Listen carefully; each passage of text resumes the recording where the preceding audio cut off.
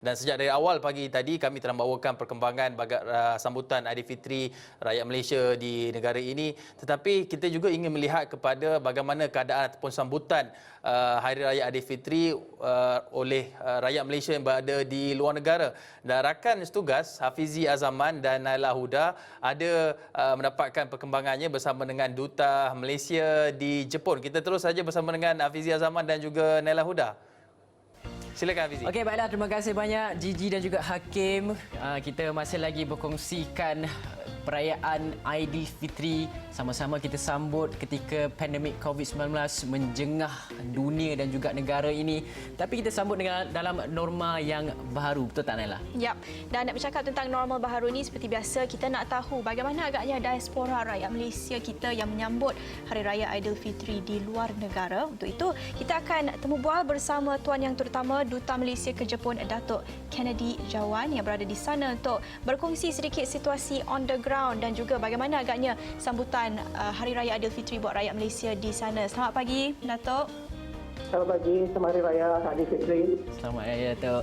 Datuk, mungkin Datuk boleh kongsikan perkongsian situasi COVID-19 di Jepun itu sendiri. Bagaimana keadaannya sekarang? Adakah beransur-ansur okey ataupun sebaliknya, Datuk? Okey, apa tu di mana kita maklumkan pada 7 hari bulan April yang lepas, Kerajaan Jepun telah pun mengisytiharkan darurat di 7 wilayah dan kemudiannya dikeluarkan kepada semua wilayah pada 16 bulan April. Minggu yang lepas pada 14 Mei, 39 daripada wilayah tersebut telah pun dikeluarkan daripada darurat tersebut. Dan 8 lagi masih dalam keadaan darurat, iaitu termasuklah Tokyo dan wilayah-wilayah yang berhadiran seperti Kanagawa, Chiba, Saitama, Osaka dengan Hyogo juga. Walaupun begitu, pihak kerajaan Jepun sini pun sedang mengambil sekiranya yang 8 lagi itu belum di lifted. Ini mungkin akan dilaksanakan berdasarkan kriteria seperti penurunan kes-kes ataupun kalau rasio pesakit baru tidak melebihi 0.5 untuk setiap 100,000 orang. Setakat ini di Jepun ini kita menganggarkan ramai 7,000 warga Malaysia yang berada di sini, sama ada pelajar ataupun ekspatriat ataupun yang bekerja di sini. Dan semenjak penularan COVID-19 ni, kita pun kerap kalilah menghubungi semua rakyat Malaysia yang berdaftar dengan kita di sini. Dan mengikut laporan yang kita terima pada masa kini, warga di sini yang menetap sama ada pelajar ataupun yang lain-lain, semuanya dalam keadaan yang sihat. Tiadalah yang dijangkiti oleh corona COVID-19 ini. Saya yakin bahawa ini adalah usaha-usaha mereka sendiri juga yang turut mengikuti serta mematuhi berbagai nasihat dan panduan yang diberikan oleh pihak berkuasa tempatan di Jepun, termasuk seperti mengamalkan jarak sosial, social distancing ataupun mengelakkan yang dikatakan kritis. Dan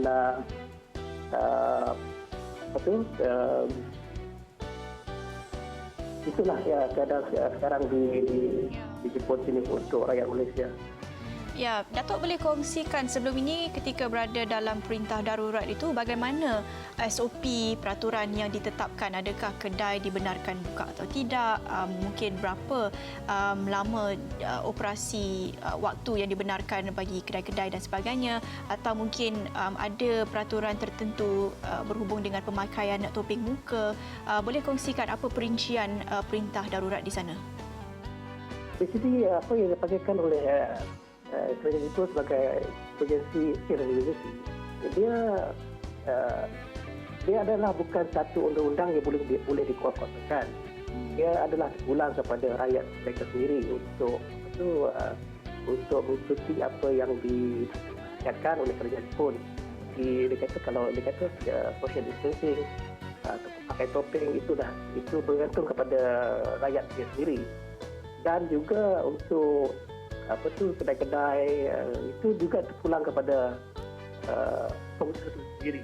Dia tak ada macam undang-undang yang boleh mengatakan ataupun undang-undang yang boleh dikuasakan untuk menutup ataupun hukum. Di sini tak ada. Datuk, kalau boleh Datuk kongsikan kepada kita bagaimana pihak kedutaan berhubung dengan rakyat Malaysia di Jepun itu untuk memastikan semua informasi sampai kepada mereka, dan dalam masa yang sama juga ada tak rakyat Malaysia dekat Jepun tu yang ingin pulang, berhasrat pulang balik ke tanah air, bagaimana proses itu, adakah dibenarkan ataupun tidak dibenarkan, bagaimana untuk memudahkan perjalanan itu? Mungkin Datuk boleh ceritakan kepada kita? Okey, yang pertama kita kerap kalilah menghubungi semua rakyat Malaysia yang berdaftar dengan kita melalui telefon ataupun melalui sosial media, melalui laman Facebook kita untuk memberi perkembangan yang terkini supaya mereka di seluruh Jepun ini memahami keadaan semasa di Jepun dan juga di tanah air juga. Dan kebanyakan yang hendak pulang tu adalah bukan orang yang menetap di sini, tetapi para pelancong yang datang tapi terperangkap apabila NCO atau PKP di Malaysia dikuatkuasakan, dan apabila PKP itu dikuatkuasakan di Malaysia, kebanyakan mereka penerbangan membatalkan dia punya penerbangan dari Jepun ke Malaysia. So yang ramailah rakyat yang kita tekan yang tak balik itu sebab pembatalan penerbangan mereka. Dalam hal ini kedutaan selalu membantu mereka seperti rescheduling flight untuk cari syarikat penerbangan yang baru supaya mereka boleh kembali ke tanah air. Datuk, kira-kira berapa ramai rakyat Malaysia yang berdaftar dengan kedutaan di sana? Setakat ini yang kita ada dalam lingkungan 7,000. Daripada 7,000 tersebut, lebih kurang 3,000 adalah pelajar. Dan daripada pelajar tersebut, mungkin dalam 900 adalah pelajar tajaan kerajaan. Dan yang lain tu 2,000 lebih itu pelajar persendirian.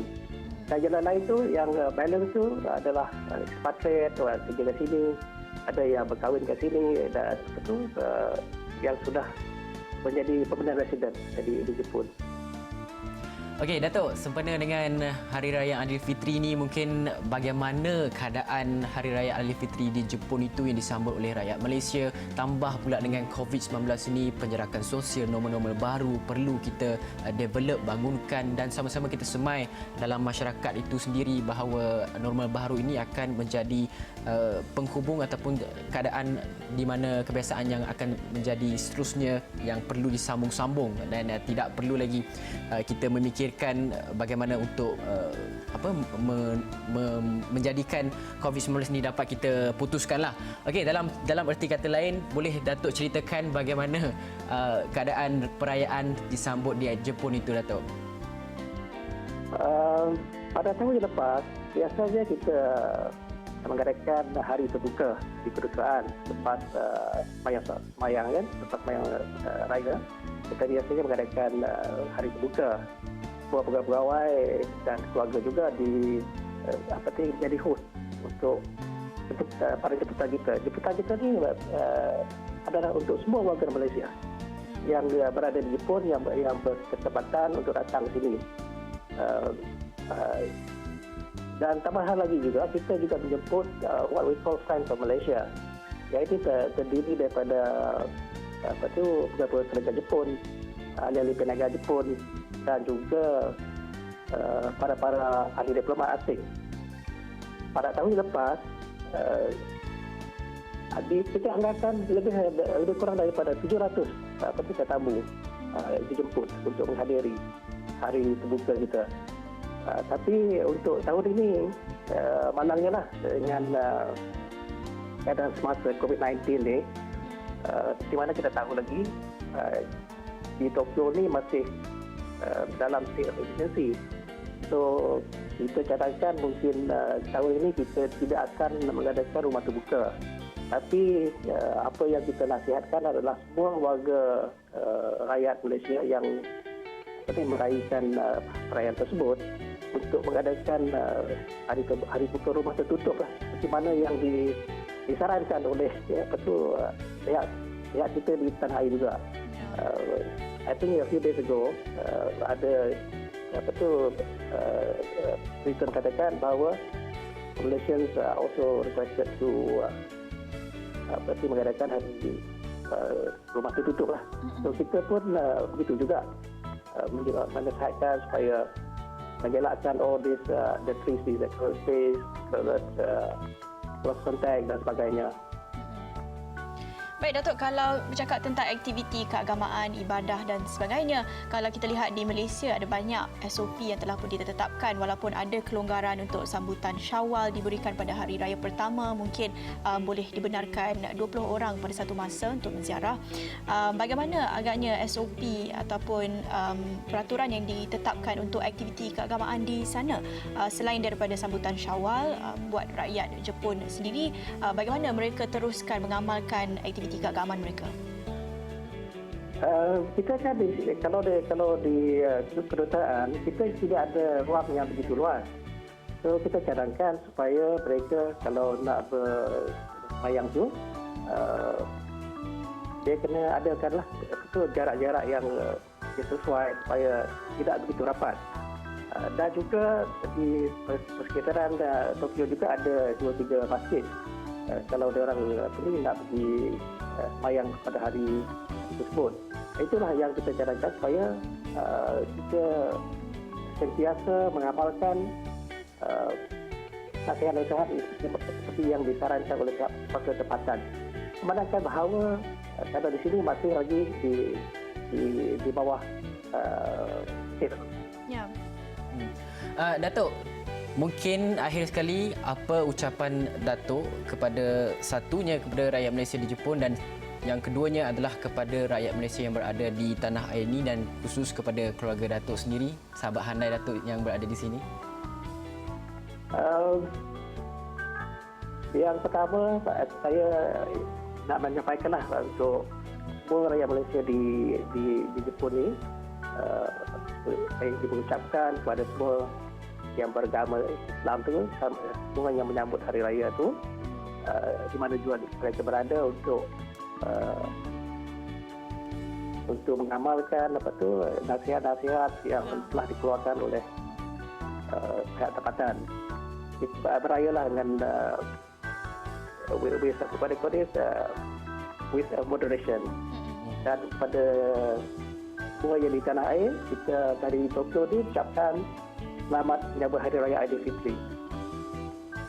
Baik, terima kasih untuk perkongsian itu Tuan Yang Terutama Duta Malaysia ke Jepun Datuk Kennedy Jawan yang memberikan perkongsian bagaimana situasi terkini di Jepun bukan sahaja berhubung COVID-19 tetapi sambutan Syawal buat rakyat Malaysia di sana dalam normal baharu. Baik, kita akan bertirahat seketika, kembali selepas ini. Baik, terima kasih Hafizi dan juga Naila Huda. Selamat Hari Raya Hafizi, selamat Hari Raya Naila Huda. Sebelum saya terlupa nama lagi. Baik, itu perkongsian bagaimana rakyat Malaysia yang berada di luar negara di Jepun menyambut Aidilfitri dan bagaimanakah keadaannya di sana.